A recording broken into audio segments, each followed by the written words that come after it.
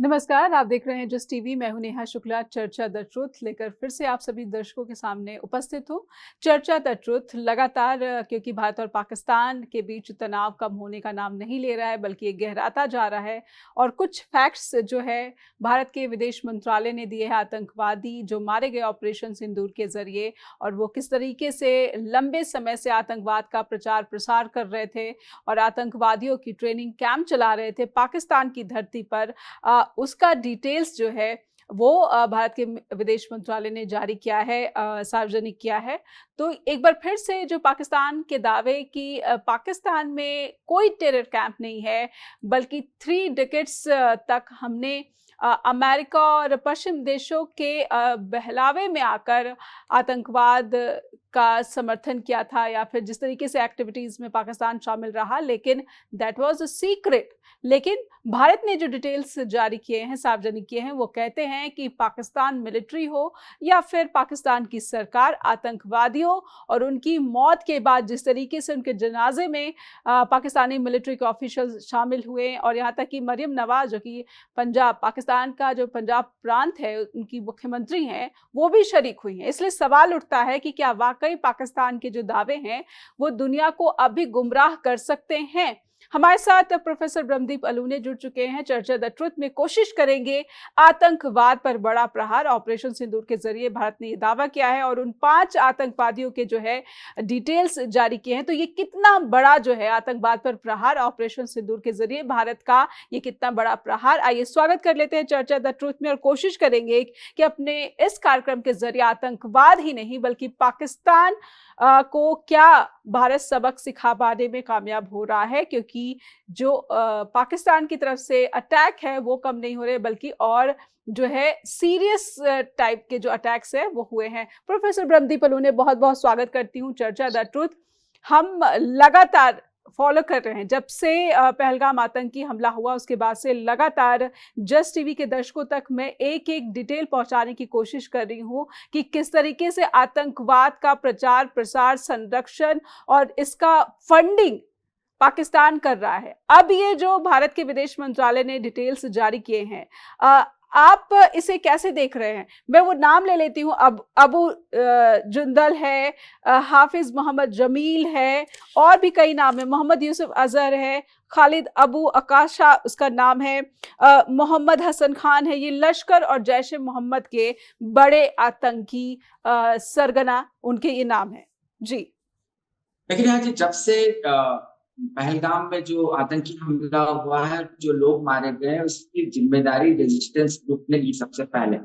और यह वो ग्रुप है जो लश्कर तैयबा से संबंधित रहा है। भारत इसके मामले में संयुक्त राष्ट्र में पहले ही बात कर चुका है, पाकिस्तान इसका बचाव कर चुका है। इसी बात को लेकर भारत ने टेररिस्ट कैंप पर पाकिस्तान की हमला किया, और जिन टारगेट्स पर हमला किया था वहां पर जो अजहर मसूद है उसके रिश्तेदार बहुत सारे मारे गए जी। जब रिश्तेदार मारे गए उसमें से बहुत सारे ऐसे लोग थे, खासकर जो रऊफ था वो मोस्ट वांटेड आतंकी था। अब उसके जनाजे में पाकिस्तान के सैन्य अधिकारी, पाकिस्तान के शीर्षस्थ नेता जब शामिल हुए तो इस बात की पुष्टि हो गई एक बार फिर कि पाकिस्तान जो है वो किसी कीमत पर आतंकवाद को समर्थन जारी रखे हुए है, मतलब इससे वो बाज नहीं आ रहा। जी। दूसरी बात यह भी है कि भारत जो है, आप पिछले तकरीबन 4 दशक देख लीजिएगा, पाकिस्तान में जो आतंकी हमले हुए, खासकर 1980 के दशक से जो दौर शुरू हुआ है, उसमें लश्कर तैयबा और जैश ए मोहम्मद का बार बार नाम आता है। हाफिज सईद और जो अजहर मसूद है उसका बार बार नाम आता है। और ये जो दोनों हैं, ये बहावलपुर में रहते हैं, ये मुरीदके में रहते हैं। बिल्कुल टारगेटेड जो इलाके बहावलपुर, मुरीदके, ये जो इलाके यहाँ पर ये रहते हैं जी। मुजफ्फराबाद यहाँ पर इनके टेररिस्ट ग्रुप थे। अब इन टेररिस्ट ग्रुप जो है इनके सिर्फ ये रहते ही नहीं है, इनके वहां पर प्रशिक्षण स्थल है जहां पर जैसे जंगल वॉरफेयर जो सिखाया जाता है, उस प्रकार से इनके जंगल वॉरफेयर है जहां पर कठिन से कठिन परिस्थितियों में कैसे जो आतंकी वो रह सकते हैं, क्या खा सकते हैं। तो मतलब अत्याधुनिक तरीके से इन आतंकियों को तैयार किया जाता है। दिलचस्प बात यह है कि इनके आतंकी केंद्र जो है उनके आसपास से पाकिस्तानी जो फौज है उनके सैन्य सेंटर भी होते हैं। जी। इसका मतलब है कि वो जो सैन्य सेंटर है वो कवच की तरह काम करते हैं। यही कारण है हुँ, कि जो कुछ दिनों से पाकिस्तान और भारत का जो युद्ध शुरू हो गया है लगभग, उसमें भारत ने जिन सेंटर्स को टारगेट किया है, अब जो सैन्य प्रतिष्ठानों को टारगेट किया है, वो हुँ। बहावलपुर में भी किया है, वो मुरीके में भी किया है, मुजफ्फराबाद में भी किया है, तो भारत ने, जबकि पाकिस्तान ने भारत के नागरिक ठिकानों पर हमला किया है। अब जी, पाकिस्तान दुनिया में अपने आप को आतंक से ग्रस्त एक राष्ट्र के तौर पर दिखाता है। जी। तो भारत ने बाय नेम उनका जवाब दिया है कि देखिए हमारे हमलों में जो लोग मारे गए वो ये मारे गए। हुँ, पाकिस्तान कह रहा है कि सामान्य लोग मारे गए, नागरिक प्रतिष्ठानों पर हमला किया गया है। तो जी, भारत एक जिम्मेदार राष्ट्र है, अंतर्राष्ट्रीय समुदाय के बीच भारत अपनी बात को रखता रहा है। यही हुँ, कारण है कि भारत ने बहुत ही सिस्टमैटिक तरीके से कूटनीति और सैन्य रणनीति का साझा प्रदर्शन करते हुए न केवल उनके नाम जारी किए, लेकिन आज कुल मिलाकर चौथी प्रेस ब्रीफिंग भी ली है, जिसमें जी। हमारे विदेश सचिव भी आए, जो सैन्य अधिकारी भी थे उनके साथ, और उन्होंने सिलसिलेवार तरीके से बताया है कि भारत का टारगेट कौन है और हुँ। कौन-कौन लोग हैं जिनको भारत ने टारगेट किया है। न्याय जी। जी। प्रोफ़ेसर ब्रह्मदीप अलोने, जैसा आपने कहा कि ये वो आतंकी ठिकाने हैं या फिर जहाँ पर प्रशिक्षण दिया जाता है, ट्रेनिंग कैंप है, जो कि मिलिट्री जो है गार्डेड इलाके हैं, और कहीं न कहीं जो है ये पाकिस्तान दर्शाता है दुनिया को कि ये उसका जो है मिलिट्री एरिया है, मिलिट्री कवर्ड एरिया है। तो क्या पाकिस्तान जब ये कहता है दुनिया को कि ये हमारे सैन्य ठिकाने हैं जिस पर भारत ने ऑपरेशन सिंदूर के तहत अटैक किया है, और उसे निशाना बनाया है, जो कि सीधे-सीधे पाकिस्तान पर युद्ध की तरह है, युद्ध के एक एक्शन की तरह है।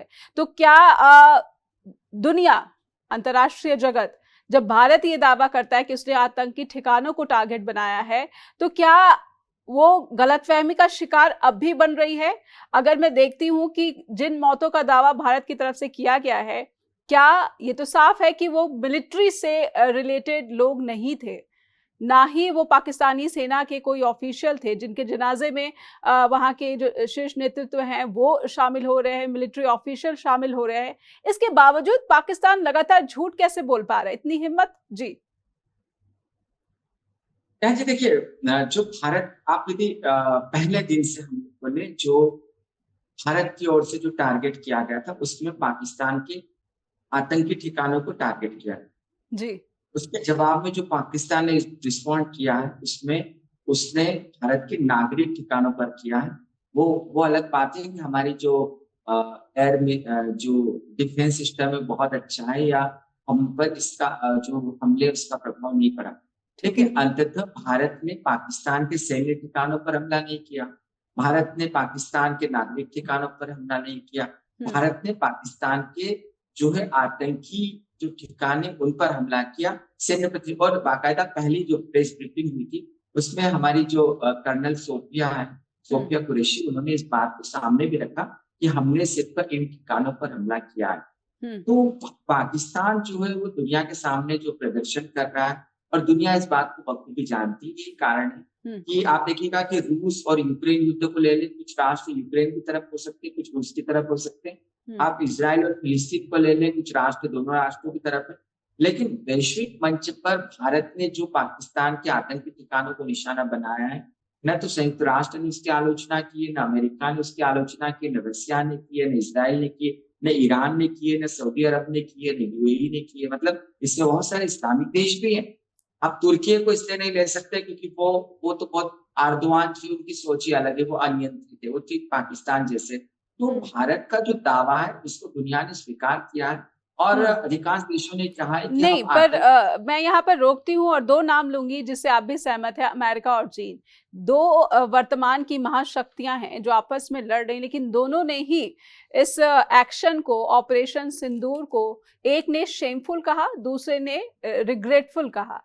तो दोनों ने ही भारत के एक्शन पे सवाल खड़े किए हैं।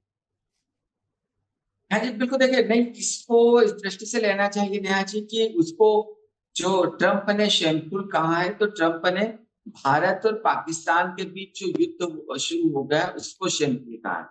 उन्होंने अपने शब्दों में ये कतई नहीं कहा है कि भारत ने जो ऑपरेशन शुरू किया है वो हुँ, शेमफुल है।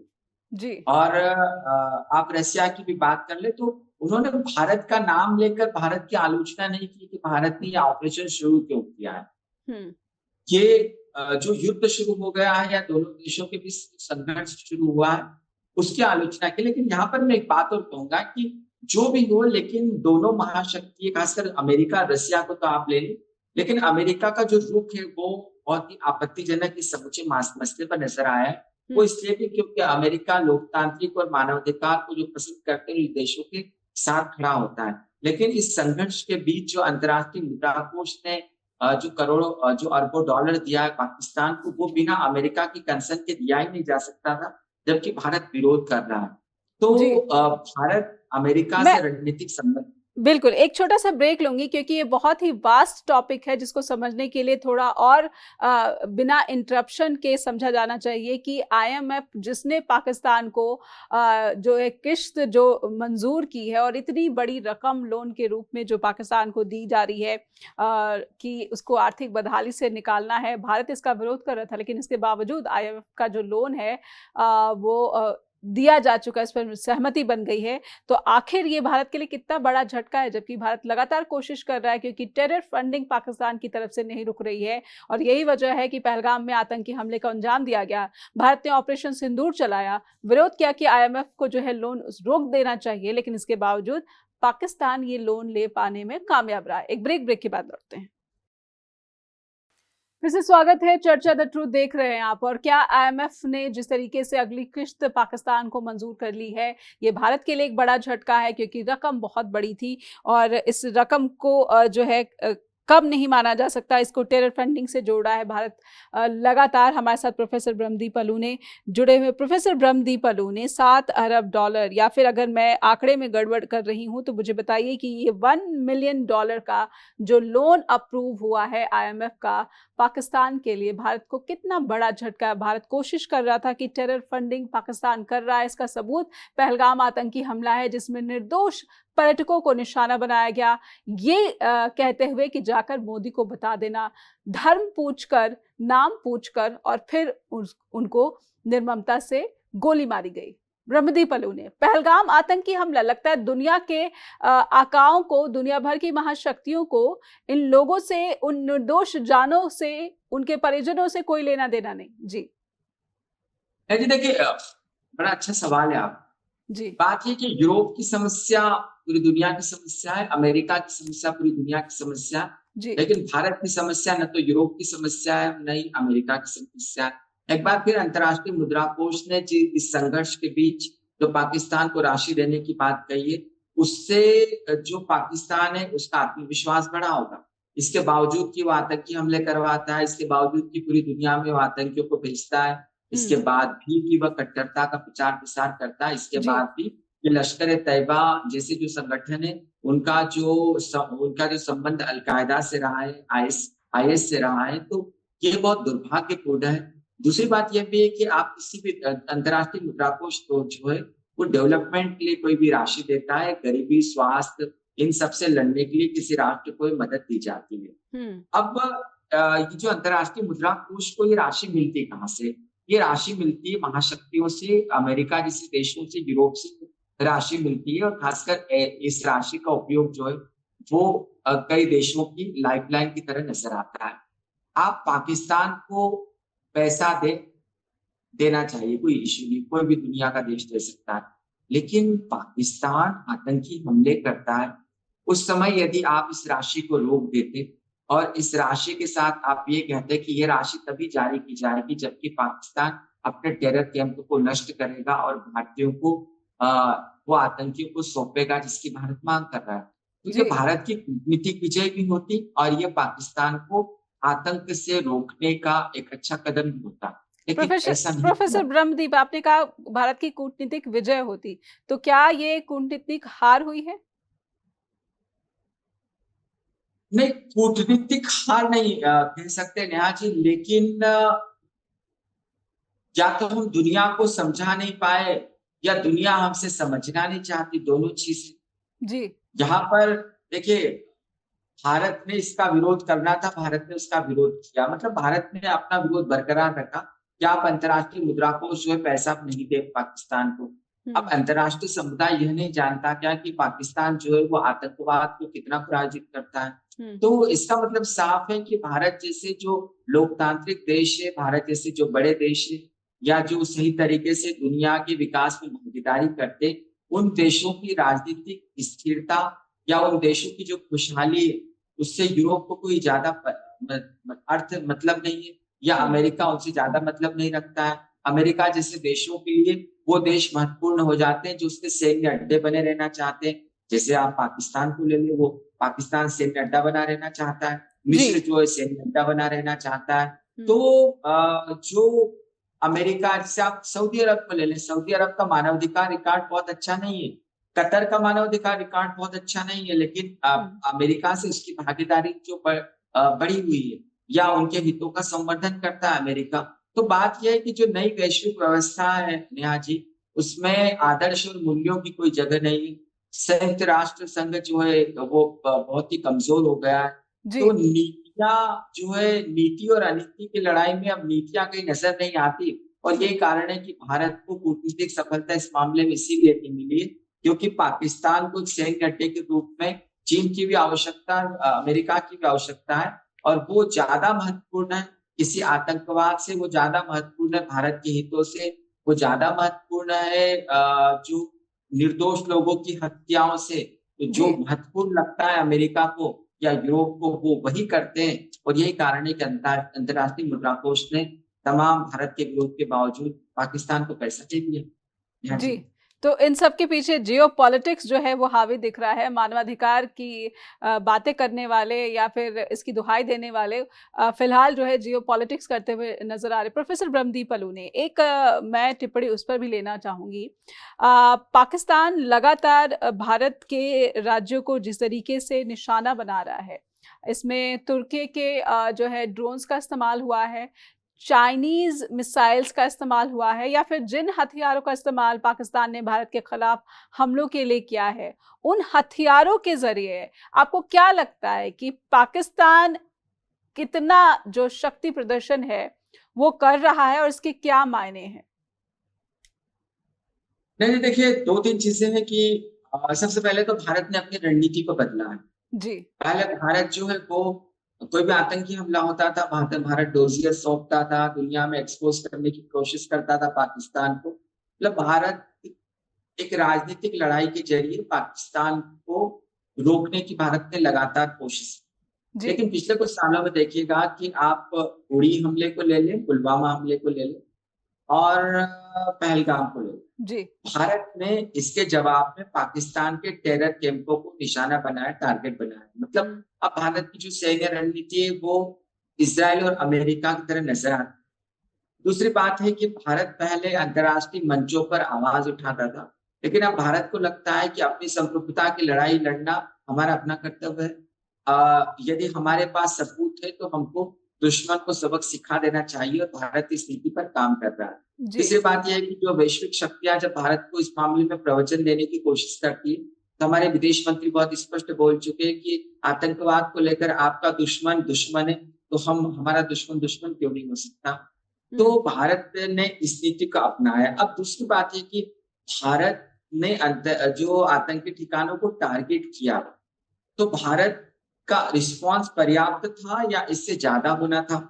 तो भारत, मुझे नहीं लगता कि भारत ने किसी युद्ध के बारे में सोचा, या जी। भारत ने यह सोचा कि कोई शांति को भंग किया जाए। भारत का टारगेट सिर्फ जो आतंकी ठिकाने थे वो थे। या तो भारत को हमले करने के बाद बहुत स्पष्ट कर देना था कि यदि पाकिस्तान ने कोई दुस्साहस करने की कोशिश की तो हम पाकिस्तान को नष्ट कर देंगे, खत्म कर देंगे। अब पाकिस्तान को नहीं छोड़ेंगे, लेकिन भारत ने अंतर्राष्ट्रीय नियमों का ध्यान रखा और पाकिस्तान को जवाब दिया। अब पाकिस्तान जिस ड्रोन हमले कर रहा है, टर्की ने बाकायदा अपना जहाज भेजा है, ये जो सारी चीजें, ये जो दुनिया में जो एक प्रकार का अलगाव पनप गया है, जहां पर बहुत अराजकता है। एर्दोगान जैसे जो नेता है, उत्तर कोरिया जैसे जो देश है, ईरान जैसे जो देश है, तो जहां पर अराजकता होती है और जहां पर संयुक्त राष्ट्र का प्रभाव नहीं होता, वहां पर ऐसा ही होता है। तो ये बात अच्छी है कि पाकिस्तान के हमलों को भारत ने रोका है, लेकिन दूसरी बात यह भी है कि भारत पर पाकिस्तान ने हमला तो किया है।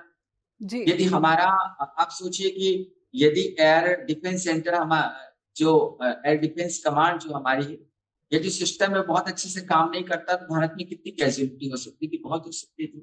तो जी, लेकिन इसके बावजूद भारत ने कूटनीतिक कदमों को भी उठाया है, अपनी प्रेस ब्रीफिंग के जरिए दुनिया के सामने आंकड़ों को रखा है और जी, अब भारत जिस रणनीति पर काम कर रहा है, आप देखिएगा कल रात से जो रणनीति में परिवर्तन नजर आता है कि भारत ने अब पाकिस्तान की सैन्य कमांड को निशाना बनाना शुरू कर दिया है, क्योंकि पाकिस्तान में भारत की जो पश्चिमी कमांड है, यहाँ जी चंडीगढ़ को आप ले लें, जो बहुत महत्वपूर्ण कमांड है, जो भारत की सामने 7 सैन्य कमांड है, उसमें चंडीगढ़ एक बहुत महत्वपूर्ण है। जी, आप उधमपुर को ले लें या आप चंडीगढ़ से जब आगे बढ़ते हैं तो शिमला की ओर चले जाइए, जोधपुर तक, राजस्थान, हिमाचल से लेकर पंजाब तक इस हुँ, मोर्चे पर वो पाकिस्तान ने खोल दिया है। जी। तो भारत ने उसके जवाब में पीओके में पाकिस्तान के ठिकानों को निशाना बनाया है। जी। पाकिस्तान पंजाब में मैं भी भारत मैं ने मैं नाम ले लेती हूँ जिसमें पाकिस्तान ने जो कहा है कि सुबह ये दावा किया है पाकिस्तान ने शनिवार सुबह की पाकिस्तान की तरफ से भारत के पंजाब में BrahMos missile storage facility, Uri supply depot, Rajasthan का सूरतगढ़ एयरफील्ड, आदमपुर में S-400 सिस्टम, रंगियारी में आर्टिलरी पोजीशन और पठानकोट एयरफील्ड, इनको पाकिस्तान ने जो है निशाना बनाया है। इसका दावा पाकिस्तान ने किया है। एक छोटा सा ब्रेक मैं लूंगी प्रोफेसर ब्रह्मदीप अलूने, क्योंकि इसको थोड़ा सा विस्तार से समझने की कोशिश करेंगे ब्रेक से जब लौटेंगे कि पाकिस्तान का ये दावा और भारत की तरफ से जो दावे किए जा रहे हैं दोनों में क्या फर्क या फिर जो सच है वो क्या है। हम अपने अंतर्राष्ट्रीय जो दर्शक हैं जो हमें देख रहे हैं चर्चा द ट्रुथ के इस मंच के जरिए, उन तक स्पष्ट जानकारी पहुंचाने की कोशिश करेंगे। छोटा सा ब्रेक लेते हैं, ब्रेक के बाद लौटेंगे। फिर से स्वागत है, चर्चा द ट्रुथ देख रहे हैं आप। और भारत और पाकिस्तान तनाव संघर्ष गहराता जा रहा है। अमेरिकी राष्ट्रपति ट्रंप ने कहा है कि वो जल्द से जल्द इस तनाव को कम करना चाहते हैं और चाहते हैं कि दोनों देश जो है बातचीत की टेबल पर आए। लेकिन सबसे बड़ा अगर एफर्ट मैं कहूंगी कि कोई देश लगा रहा है वो सऊदी अरब, जिसने आज भी विदेश मंत्रालय, सऊदी अरब के विदेश मंत्रालय ने शनिवार को भी एक बयान जारी कर कहा है कि वो चाहता है कि दोनों देश बातचीत के जरिए मसला सुलझाएं और वो कोशिश करे, वो प्रोत्साहित कर रहा है दोनों देशों को बातचीत के लिए। हमारे साथ प्रोफेसर ब्रह्मदीप अलूने लगातार जुड़े हुए हैं। भारत के दावे किए ही जा रहे हैं, लेकिन पाकिस्तान का जो दावा है, जैसा आप भी कह रहे थे कि किन किन भारतीय सैन्य ठिकानों को निशाना बना रहा है पाकिस्तान। जी प्रोफेसर ब्रह्मदीप अलूने, जी उरी। देखिए, जी, जी भारत ने जिन ठिकानों को हमला किया तो भारत ने प्रेस ब्रीफिंग में बहुत स्पष्ट किया है।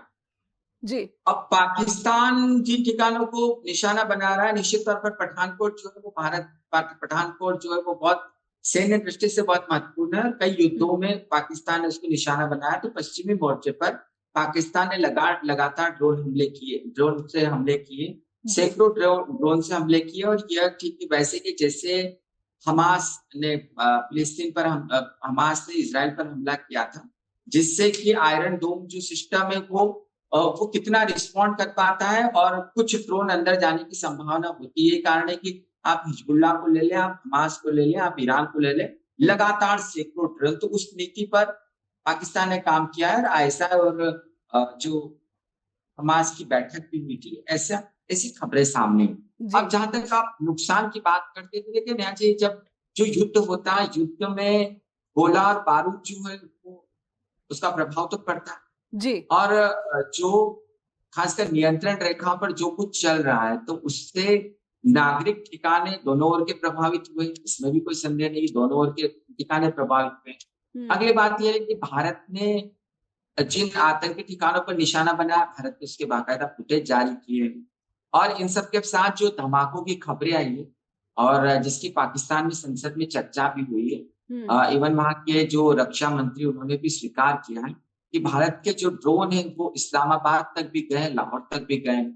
अब अफगानिस्तान का भी पाकिस्तान, नाम आ रहा है कि अफगानिस्तान तक गए। जी बिल्कुल, जितने वो सिंध और खैबर पख्तूनख्वा वाले जो इलाके तो गए हैं वहां। तो हम्म, ऐसे में अ, पाकिस्तान ने भी स्वीकार किया है। और पाकिस्तान के पास कोई आयरन ड्रोन सिस्टम नहीं है, नहीं S-400 जैसा कोई सिस्टम है। वहां पर चाइना का सिस्टम था जो कि अपना बचाव भारतीय विमानों से पहले दिन ही नहीं कर पाए। अब यहाँ पर जो सबसे महत्वपूर्ण तथ्य है कि भारत और पाकिस्तान दोनों देशों ने कैजुअलिटीज कितनी हुई है, खासकर सेना में। जी। लोगों को तो पाकिस्तान में बस वैसे रणनीतिक तरीके से, जैसे अपने एयरपोर्ट को आपने बंद नहीं किए, नागरिक विमान उड़ रहे हैं जिससे कि भारत हमला करे तो कोई नागरिक विमान गिर जाए, जिसमें जो यूएई का विमान था वो भारत की जद में था, लेकिन ये भारत ने बहुत ही प्रोफेशनल तरीके से इसको लिया। और जी। अभी तक भारत सीमित इसको युद्ध भी नहीं कह सकते, तब सीमित संघर्ष की ओर भारत ने कदम बढ़ाए हैं। लेकिन अब पाकिस्तान ने जिस प्रकार से इसको रिस्पॉन्ड किया है, या पाकिस्तान जिस प्रकार से भारत के पश्चिमी सीमा पर लगातार हमले कर रहा है, तो ऐसा लगता है नेहा जी कि अब युद्ध की तीव्रता बढ़ गई। और 2 दिन पहले डीआरडीओ के वैज्ञानिक जो थे वो मिले थे। तो जब वैज्ञानिक मिलते हैं इसका मतलब है कि भारत की परमाणु कमांड को लेकर कुछ बात हुई।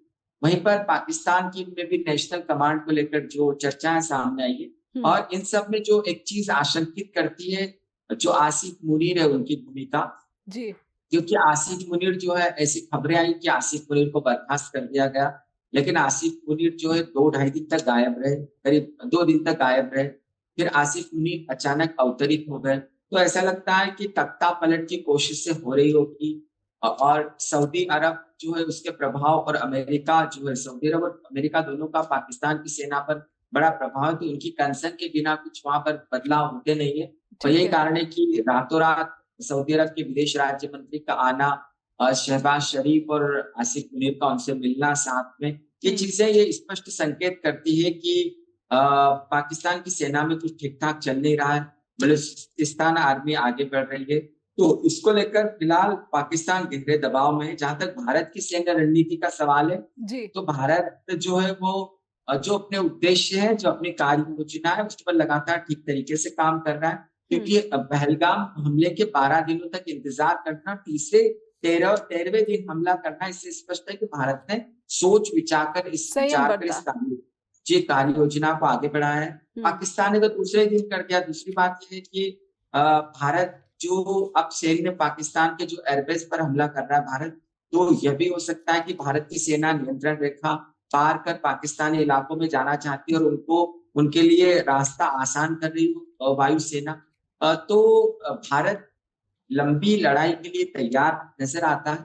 और यदि ये लंबी लड़ाई होती तो पाकिस्तान लंबी लड़ाई नहीं लड़ सकता, ये भी बहुत स्पष्ट है, क्योंकि पाकिस्तान की अर्थव्यवस्था इसकी इजाजत नहीं देगी। लेकिन इस समूचे मामले में जो 1-2 देश है, अमेरिका और चीन जो है, उनकी भूमिका मुझे बहुत संदिग्ध नजर आती है। क्योंकि पाकिस्तान की अस्थिरता है, पाकिस्तान का बर्बाद होना सबसे ज्यादा किसी को फायदा दे सकता है नेहा जी, वो अमेरिका और चीन को फायदा दे सकता है। तो बिल्कुल। एक क्लेम जो है पाकिस्तान की तरफ से ये किया गया है कि वहाँ के जो विदेश मंत्री इशाक डार, जब अमेरिकी विदेश मंत्री मार्को रूबियो से बातचीत हुई तो उन्होंने कहा कि अगर भारत कार्रवाई रोक लेता है तो पाकिस्तान भी करेगा, और पाकिस्तान भी ऐसा ही करेगा, यानी कि वो भी कार्रवाई रोक देगा। क्या इसे संकेत माना जाए कि पाकिस्तान संघर्ष रोकने पर विचार कर रहा है? हवाला बेशक अमेरिकी विदेश मंत्री मार्को रूबियो का दिया गया। पाकिस्तान जो है, पाकिस्तान का भी संघर्ष को रोक देना और भारत का संघर्ष रोक देना जी, ये समस्या का समाधान नहीं है। और भारत के जो भारत ने साहस किया है, तो ये जो है ये अतीत की ओर हम चल पड़ेंगे। और अब हमने जो रणनीतिक बढ़त हासिल की है, तो अब यह युद्ध विराम तभी हो सकता है, दोनों देशों के बीच तभी युद्ध रुक सकता है जबकि पाकिस्तान अपने आतंकियों को भारत को सौंपे। और मुझे लगता है कि भारत समझौते की मेज पर तभी आ सकता है जबकि आतंकियों को भारत को सौंपा जाएगा। उसके बिना प्रधानमंत्री मोदी मानेंगे या विदेश मंत्री मानेंगे, मुझे नहीं लगता। नहीं। तो आपको लगता है कि तमाम जो अमेरिका जैसे राष्ट्र हैं, उनकी कोशिश के बावजूद भारत निर्णायक लड़ाई की ठान चुका है? बिल्कुल, भारत निर्णायक लड़ाई के मूड में है। और दूसरी बात यह भी है कि जो कश्मीर को अस्थिर करने की पाकिस्तान बार-बार कोशिश करता रहा है, तो भारत कश्मीर का पूर्ण समाधान चाहता है, वो पीओके में आगे बढ़ना चाहता है। पहलगाम एक दुर्भाग्यपूर्ण घटना थी, लेकिन भारत सरकार अपनी मंशा के बारे में बार-बार बता चुकी है। तो ऐसे में भारत जो है वो कश्मीर को लेकर इस समाधान की ओर आगे बढ़ना चाहता है। यही कारण है कि अब समझौते की मेज पर सिर्फ युद्ध विराम हो जाए या दोनों सेनाएं जो एक दूसरे पर हमला बंद कर दे, यदि यह एक समझौता फिर होता है तो फिर नेहा जी हम वापस अतीत की नाकामियों की ओर लौट जाएंगे, जब भारत ने पाकिस्तान के सैनिकों को बंदी बनाकर भी कश्मीर के जो पूर्ण समझौता हो सकता था उस उस अवसर को गवा दिया था। तो अब अवसर गवाना नहीं है। यदि भारत में शांति और स्थिरता चाहिए तो आपको पाकिस्तान को रोकना ही है नेहा जी।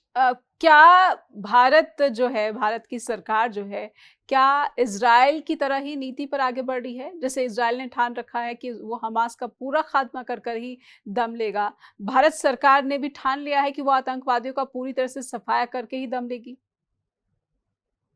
जी देखिए, न तो भारत इजराइल है, न ही पाकिस्तान जो है ये वो तुलना फिलिस्तीन। ये तुलना जो जब भी की जा रही है बिल्कुल गलत तुलना है जी।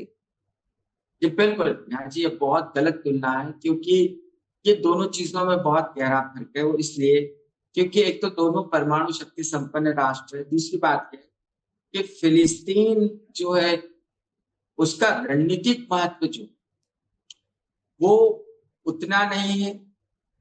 वो जी इजराइल के लिए फिलिस्तीन बहुत महत्वपूर्ण है, जी लेकिन दुनिया के लिए फिलिस्तीन का रणनीतिक महत्व कुछ ज्यादा नहीं है। बिल्कुल वो जी सिर्फ इस्लामिक दुनिया का एक देश है, इसलिए उसको बढ़ावा दिया जाता है। इसराइल को दबाने के लिए उसका उपयोग किया जाता है, या मानवाधिकार के नाम पर फिलिस्तीन के पक्ष में दुनिया खड़ी रहती है। हम्म लेकिन आप पाकिस्तान को देखें तो पाकिस्तान की रणनीतिक स्थिति बहुत महत्वपूर्ण जी है। और पाकिस्तान की वही रणनीतिक स्थिति जो है वही, और रणनीतिक स्थिति के साथ साथ पाकिस्तान का एक प्रॉक्सी देश की तरह उपयोग होना, यह भी दुनिया को प्रोत्साहित करता है, खासकर चाइना और अमेरिका जैसे देशों को, कि वो पाकिस्तान का सपोर्ट करते रहे। जी तो और ये दोनों देश देखिए, अब इसमें जो बदलता सिनेरियो जो मुझे समझ में आता है, ऐसा क्यों, ऐसी रणनीति क्यों? हम्म अब देखिएगा कि अब पाकिस्तान अफगानिस्तान से सोवियत सेना चली गई, ऐसा कहते हैं कि पाकिस्तान का कोई महत्व नहीं। जी अब पाकिस्तान अमेरिका के लिए पाकिस्तान उपयोगी नहीं है, लेकिन पाकिस्तान अमेरिका के लिए बहुत उपयोगी, क्योंकि पाकिस्तान की सीमा ईरान को छूती, पाकिस्तान की सेना सोवियत संघ के इलाकों को छूती है, जी दोनों जगह छूती। जी जी अब आप ईरान में सत्ता पलटना चाहते हैं, आप ईरान में अमेरिकी प्रभाव वापस कायम करना चाहते हैं, तो यदि आप ऐसा चाहते हैं तो उसमें सबसे बड़ा मददगार आपका पाकिस्तान है। जी क्योंकि पाकिस्तान जो है, यदि पाकिस्तान जितना अमेरिकी दबाव में आएगा उतना ही वो अमेरिका पाकिस्तान जो है वो ईरान के खिलाफ खड़ा होगा, क्योंकि ईरान की और पाकिस्तान की सीमा से तस्करी हम सब जानते जी जी हैं कितनी क्रिटिकल है। और फिर पाकिस्तान की सीमा से लगता हुआ अफगानिस्तान, तो तालिबान जो है, तालिबान को वैश्विक मदद चाहिए, किसी कीमत पर चाहिए, जी तो वो भी पाकिस्तान को चुनौती देता हुआ नजर आता है। इन सभी मामलों में यदि पाकिस्तान इस युद्ध को ज्यादा दिनों तक लड़ता है, यदि वो कर्जे में डूबता है, तो पाकिस्तान को अमेरिका मदद देगा। और जी अमेरिका यदि मदद देता है तो इसका मतलब है कि वो अमेरिका की बात को मानने के लिए मजबूर हो जाएगा। तो ये जो सारी रणनीति है, ये अब क्योंकि अगला टारगेट तो ट्रंप का ईरान है।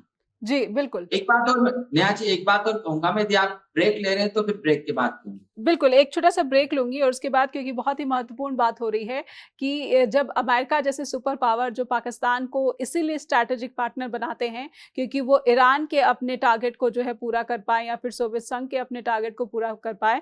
इसीलिए समझना ज़रूरी है कि भारत की जो स्ट्रैटेजी रही है 2014 के खास करके बाद से, कि अमेरिका को सबसे करीबी सहयोगी बनाया जाए, ताकि पाकिस्तान को आइसोलेट करके रखा जाए। लेकिन कहीं न कहीं अब जो रणनीति है खास करके बाइडेन के समय भी देखने को मिल रही थी और अब ट्रंप जब से आए हैं उसी पर आगे बढ़ते हुए दिख रहे हैं। तो ये कहा जा रहा है कि पाकिस्तान से दोबारा जो अमेरिका की नज़दीकियाँ बढ़ रही हैं, ये बहुत कुछ खतरा या फिर संकेत दे रही हैं भारत को, जिससे भारत को भी अपनी विदेश नीति या फिर जो अपनी रणनीति है उसको सोचे विचारने की या फिर उसको रीशेप देने की जरूरत है। एक ब्रेक के बाद लौटते हैं।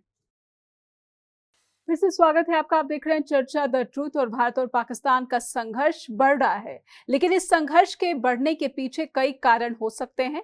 भारत ने ठान ली है कि आतंकवादियों का पूरी तरह से सफाया होगा, या फिर पाकिस्तान को पूरी तरह से मजबूर करेगा कि वो आतंकवाद का संरक्षण बंद करे, टेरर फंडिंग बंद करे। हालांकि इसके आसार, इस प्रयास की कितनी सफलता है, इसे अभी कुछ नहीं कहा जा सकता। प्रोफेसर ब्रह्मदीप अलूने, आप अपनी बात रखें क्योंकि बहुत ही महत्वपूर्ण विषय। जी देखिए, तो एक तो अमेरिका है, मतलब अमेरिका के लिए पाकिस्तान बहुत महत्वपूर्ण है, जी, हमेशा महत्वपूर्ण है। पाकिस्तान से आप मध्य पूर्व में जा सकते हैं, पाकिस्तान से आप दक्षिण एशिया में जा सकते हैं, पाकिस्तान से आप अरब सागर पर नज़र रख सकते हैं, आप हिंद महासागर तक जा सकते हैं, आप भूमध्य सागर की ओर बढ़ सकते हैं। तो ये जो सारे ठिकाने हैं ये, और सबसे बड़ी बात है कि भारत कभी भी अमेरिका का सैन्य अड्डा नहीं बन सकता, लेकिन पाकिस्तान जो है उसको अमेरिका का सैन्य अड्डा है, और कभी भी नहीं चाहेगा अमेरिका कि वह सैन्य अड्डा जो है पाकिस्तान उसके प्रभाव से दूर हो। जी, अब अमेरिका यही कारण है कि और आप देखिएगा कि इसमें जो आसिफ मुनीर है, सेनाध्यक्ष है, वो कितनी शातिर चाल चली कि जैसे ये पद पर आए, वैसे उन्होंने जो अपना एक अल-कायदा का जो आतंकी था, आईएसआईएस का एक आतंकी था, उसको पकड़कर अमेरिका के हवाले कर दिया। हुँ, और इससे खुश होकर ट्रंप ने करोड़ों डॉलर की मदद दे दी पाकिस्तान को। मतलब उस हुँ, शातिरता से पाकिस्तान आगे बढ़ता है, हुँ, पाकिस्तान और अमेरिका के सैन्य संबंध बने रहते हैं। जी, अब दूसरी बात, चीन को ले लें हम। चीन अभी तक चुप है। चीन का इतिहास रहा है कि वो कभी भी दूसरे देश के युद्ध में न तो पड़ता है, न किसी की मदद करता है। हुँ, पर युद्ध में सीधे भाग लेता है। लेकिन अब मैं जो जिन हथियारों का उपयोग कर रहा है पाकिस्तान, उसमें चीन के भी बहुत सारे हथियार हैं। जैसे आप JF-17 को ले लें, तो चीन का विमान, जी, और JF-17 से जब भारत पर हमला हुआ, तो क्या चीन ने इस बात से इनकार किया कि आप भारत पर हमला इस विमान से नहीं कर सकते? ऐसा नहीं। हुँ, तो चीन यदि ये विवाद बढ़ता है, ज़्यादा बढ़ता है, ये युद्ध ज़्यादा खींचता है, तो निश्चित तौर पर पाकिस्तान पर चीन का कर्ज और जी, बढ़ना पड़ेगा, इसमें कोई संदेह नहीं, ज़्यादा कर्ज बढ़ेगा। अब जब ज़्यादा कर्ज बढ़ता है, तो चीन कभी भी किसी देश को कर्ज माफ़ नहीं करता, वो कर्ज को वसूलता है। जी, चीन की जो वन बेल्ट वन परियोजना है, जो ग्वादर बंदरगाह, ये बहुत महत्वपूर्ण है। तो 2 बातें, जी, या तो जो चीन है, वो कर्ज के नाम पर इस पूरे इलाके पर कब्ज़ा कर लेगा, पाकिस्तान के इलाके पर कब्ज़ा कर लेगा, और लीज़ पर, जिसको लीज़ का कह सकते हैं, हुँ, 99 ईयर के लिए लीज़ पर चला गया, मतलब कब्ज़ा हो गया, और फिर वो संसाधनों को भरपूर तरीके से लूटेगा। तो वो भारत के लिए एक बड़ी रणनीतिक चुनौती हो जाएगा यदि ऐसा होता है तो। जी, मान लीजिए कि चीन ऐसा नहीं, पाकिस्तान कि ये जो युद्ध है ये कैसे फ़ायदा दे सकता है चीन को? दूसरी बात, जी, मान लीजिए कि यहाँ पर बलूचिस्तान लिबरेशन आर्मी का कब्ज़ा हो जाता है, मान लीजिए हो जाता है, तो चीन का उसमें भी कोई नुकसान नहीं, क्योंकि जो चीन है, म्यांमार और चीन के बड़े रणनीतिक संबंध रहे वहाँ की सेना और सबके। जी, जी, तो जैसे इवन म्यांमार की जो सेना थी, वो उसके कई सैन्य अधिकारी चीन के प्रोजेक्ट में मिले हुए थे, बहुत सारा पैसा इधर-उधर लगा। जी, जैसे वहाँ पर विद्रोही संगठन आए, तो चीन उन विद्रोही संगठनों से मिल गया, मतलब चीन ने अपने हितों को कोई आँच नहीं आने दी। जी, शेख हसीना जो है वो आधुनिकीकरण करना चाहती थी, और अपनी सेना का को आधुनिक बनाना चाहती थी। 2031 तक लगातार शेख हसीना चीन के दौरे कर रही थी।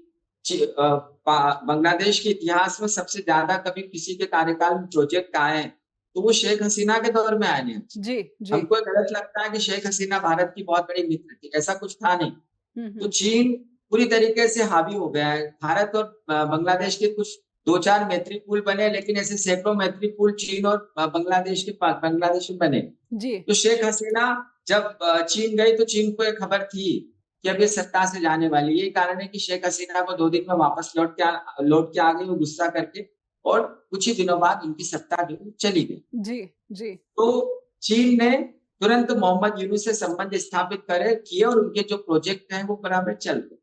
तो जी, यदि पाकिस्तान लंबा युद्ध करता है, तो भी चीन का फायदा है। जी, यदि कर्ज लेता है तो भी चीन का फायदा है, यदि बलूचिस्तान लिबरेशन आर्मी आ जाती तो भी चीन का फायदा है। लेकिन इस सब में नुकसान किसका है? नुकसान भारत का भी, क्योंकि यदि लंबा युद्ध चलेगा तो भारत की अर्थव्यवस्था प्रभावित होगी। जी, हम जो है 5 से तीसरी अर्थव्यवस्था बनने का ख्वाब देख रहे हैं। बिल्कुल, और हम 2047 तक भारत को विकसित देश बनाना चाहते हैं। हुँ, 2036 में भारत में ओलंपिक खेल लाना चाहते हैं। जी, और और दूसरी बात है कि देखिए, दुनिया में एक विचार दे दिया गया है, पहली दुनिया, यूरोप ने अपने आप को पहली दुनिया मान लिया। पहली दुनिया ने जो जिसके पास सब कुछ, जिसके पास बहुत खुशहाली हो, जो बहुत ही मतलब कहना चाहिए कि जी। बहुत ही पढ़े लिखे लोग और बहुत उन्नत लोग हो, वो पहली दुनिया। दूसरी दुनिया जो है वो बीच की दुनिया, और तीसरी दुनिया गरीबों की दुनिया है। तो भारत, पाकिस्तान, चीन जैसे देशों को पहली दुनिया में तो लेते नहीं है, दूसरी और तीसरी दुनिया में लेते हैं। जी। और ये जो तीसरी और दूसरी दुनिया है, इससे कोई भी पहली दुनिया में जाने की कोशिश करता है, तो या तो उसका चीन की तरह विरोध होता है, फिर भारत की तरह विरोध होता है। तो इस बात को, जो उत्तर और दक्षिण का जो झगड़ा है, जी। उसको दक्षिण के देश कभी समझ ही नहीं पाए। जबकि उत्तर के देश, वो यूरोप बहुत छोटा-सा, बिल्कुल। लेकिन उसके बावजूद वो दुनिया का संचालन कर रहा है। तो ये जो लड़ाई है, या ये जो युद्ध शुरू हुआ है, इसमें नुकसान 2 देशों का है, भारत और पाकिस्तान का, और फायदा जो है वो यूरोप का भी है, अमेरिका का भी और चीन का भी है। प्रोफेसर ब्रह्मदीप अलूने, इससे 2 सवाल हैं। एक तो आपने जब कहा कि जैसे बीएलए का जो है अगर कंट्रोल आ जाए पाकिस्तान के उस इलाके में जिस पर चीन चाहता है कि उसका कंट्रोल हो जाए, ऐसे में सवाल उठता है कि यूक्रेन और रशिया का जो युद्ध चल रहा है उसमें अमेरिका के साथ जो उसके इम्पोर्टेंट मिनरल्स हैं वो संधि हो गई, तो सीधा-सीधा जो है रिसोर्सेज़ का किस तरीके से अमेरिका को खुली छूट मिल गई है कि वो यूक्रेनी रिसोर्सेज़ का दोहन करता रह सकता है। पाकिस्तान इन सब एक्टिविटीज़ से उसके सामने उदाहरण है। तो ये क्या पाकिस्तान के नागरिक होने देंगे? पहला सवाल। और दूसरा सवाल कि भारत जो चाहता है कि वो विकसित बन जाए 2047 तक, क्या ये युद्ध भारत अपनी स्ट्रैटेजी में उसको फिट कर पा रहा है? क्या भारत चाहेगा कि ये युद्ध लंबा खिंचे? और क्या पाकिस्तान भी चाहेगा कि युद्ध लंबा खिंचे? क्योंकि यूक्रेन का जो अभी अमेरिका के साथ जो मिनरल समझौता हुआ है, वो उसके सामने ताज़ा उदाहरण है कि कैसे महाशक्तियाँ सिर्फ छोटे देशों को उसके रिसोर्सेज़ के लिए उसका शोषण करती हैं या फिर उसका इस्तेमाल करती हैं। जी। देखिए नेहा जी, कोई भी जो देश होता है, जी। वो जो बनता है, उसके जो नागरिक होते हैं, उनका एक चरित्र होता है, और वो जो चरित्र होता है वो संवैधानिक व्यवस्था के आधार पर चरित्र बनता है। जहां तक आप विरोध की बात जब आप करते हैं, तो बलूचिस्तान में विरोध करता है, तो बलूचिस्तान क्या विरोध करता है? बलूचिस्तान चाहता है स्वायत्तता। जी। बलूचिस्तान के लोगों को पता है कि पाकिस्तान ये जो उनका दोहन कर रहे हैं, लेकिन संवैधानिक व्यवस्था तो पाकिस्तान में है ही नहीं, बलूचिस्तान में भी संवैधानिक व्यवस्था नहीं है। और इन सब के बीच देखिए, पाकिस्तान में जो कुछ चल रहा था, वहां की आंतरिक सुरक्षा अस्त व्यस्त थी, तो उन्होंने भारत पर, पाकिस्तान ने एक आतंकी हमला करवाया, और पाकिस्तान की जो सेनाएं, लोग है, धर्मांध लोग है, उनको एक करने का अवसर दिया, और संभवतः वो एक हो जाएंगे, या कुछ इलाकों में नहीं भी होंगे, लेकिन वो एक हो सकते हैं। ठीक है। तो पाकिस्तान की जनता यदि विरोध करती नेहा जी, तो फिर वो एक रिपब्लिकन राष्ट्र होता, एक धर्मनिरपेक्ष देश होता, वहां से अल्पसंख्यक समाप्त नहीं होते, वहां पर सरकारें 5 साल तक काम करती, वहां पर एक लोकप्रिय प्रधानमंत्री जो है इमरान खान, वो जेल में नहीं होता। तो पाकिस्तान के लोगों का चरित्र वहां पर कोई बनने दे देता है नेहा जी, और ऐसे में वहां पर कोई विरोध होगा इसकी संभावना बिल्कुल नहीं। नेहा जी, पाकिस्तान की जो संवैधानिक व्यवस्था है, उसने वहां के लोगों को, या जो उसका जन्म हुआ है, वहां की सेना और वहां की सरकार सत्ता में बने रहने के लिए भारत के विरोध को बार बार सामने लाती है, और भारत के विरोध में वहां के लोग इतने अंधे हो गए हैं कि उनकी बेहतरी हो नहीं सकती है आज। ठीक है। इसके लिए जरूरी है कि संयुक्त राष्ट्र जो है वहां पर अच्छे स्कूलों की शुरुआत करे। अब वहां के रक्षा मंत्री ने कहा कि हमारी जो सेकंड लाइन है वो मदरसों में है। मतलब आप आपके बच्चों को क्या आतंकवादी बनाना चाहते हैं? तो ये जो पूरी वहां की व्यवस्था है नेहा जी, उसमें बहुत बड़ी समस्या है, और उस व्यवस्था को बनाए रखने के लिए पाकिस्तान की संवैधानिक व्यवस्था को दुरुस्त करने की जरूरत है। लेकिन चीन और पाकिस्तान जैसे देश वहां की व्यवस्था को ठीक होने देंगे, इसकी संभावना बहुत कम है, क्योंकि लेकिन फिर इंडियन स्ट्रैटेजी का क्या? इंडियन स्ट्रैटेजी कैसे दिख रही है? क्या ये स्पष्ट दिख रही है कि उसे विकसित भारत बनना है? क्या ये स्पष्ट दिख रही है कि उसे अब पाकिस्तान को एक निर्णायक युद्ध में लेकर जाना है, और जो उसने पहले गलतियां की हैं उसको बिल्कुल सुधार लेना है? क्या वाकई आतंक की ट्रेनिंग जो है वो खत्म हो जाएगी इसके जरिए? जी। बिल्कुल नहीं। देखिए, पाकिस्तान को भारत चाहता है कि सीमित भाषा के जरिए समझा दे, बहुत मुश्किल है। जी। सबसे पहले जो जो कश्मीर का इलाका जो पाकिस्तान के कब्जे में, उसको आपको वापस लेना होगा। दूसरी बात यह भी कि आपको पाकिस्तान के साथ लगती हुई सीमा को पूर्ण तरीके से बंद करना पड़ेगा। ऐसे कदम आपको उठाने ही पड़ेंगे। अभी भौगोलिक परिस्थितियां इतनी जटिल है कि पाकिस्तान और भारत के बीच, मतलब पाकिस्तान से भारत आतंकवादी आ ही जाते हैं। वो नदियों के जरिए आए, वो वन के जरिए आए, वो जैसे भी आ जाए, या वो नेपाल के रास्ते आ जाए, वो बांग्लादेश के जरिए आ जाए। तो ना जी बहुत सारी जटिलताएं हैं, और पाकिस्तान की जो समस्या है वो आसानी से खत्म नहीं हो सकती। लेकिन हाँ, अभी जो भारत ने रणनीतिक कदम उठाए वो बहुत रणनीतिक कदम महत्वपूर्ण है। दूसरी बात ये कि जब भी टेरर कैंप पाकिस्तान में बने तो उसका जवाब कुछ भी हो, लेकिन भारत को उसको तुरंत खत्म करना ही होगा। मतलब जो अभी भारत ने कदम उठाया वो शायद 80s में कदम उठा लेना था, लेकिन आज उठाया। अब आज के बाद जब भी कैंप के बारे में मालूम पड़े तो भारत को उसको टारगेट करना होगा। कम से कम पाकिस्तान को तभी रोका जा सकता है। जी, हाँ जी। बहुत-बहुत धन्यवाद करना चाहूँगी कि आपने समय दिया और चर्चा द ट्रुथ इस मंच पर आए और दर्शकों तक हमने जानकारियाँ पहुँचाने की कोशिश की। आपकी मदद से बहुत-बहुत आभार व्यक्त करना चाहती हूँ। दर्शकों से मेरी गुज़ारिश, अपील कि आपका प्यार हम तक फीडबैक के रूप में पहुँच रहा है, लेकिन अपेक्षा लगातार बनी होती है आपके स्नेह की। इसलिए ईमेल भेजिए info@justbroadcasting.com या फिर neha@justbroadcasting.com पर भी अपना फीडबैक मुझ तक पहुँचा सकते हैं। देखते रहिए जस्ट टीवी। अपना ख्याल रखिए। नमस्कार।